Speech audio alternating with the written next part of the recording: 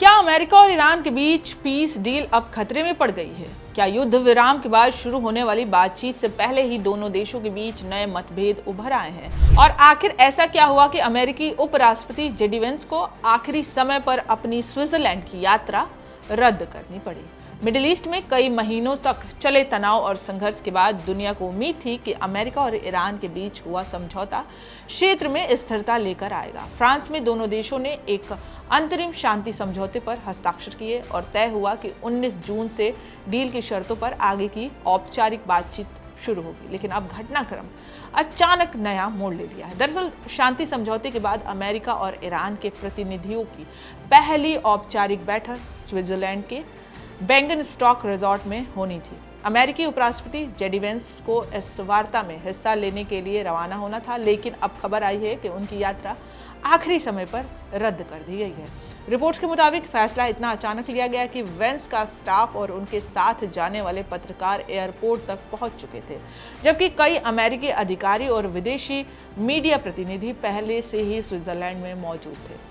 यही वो घटनाक्रम है जिसने पूरी पीस डील के भविष्य को लेकर सवाल खड़े कर दिए हैं। बताया जा रहा है कि इस रुकावट की सबसे बड़ी वजह लेबनान को लेकर पैदा हुआ नया विवाद है।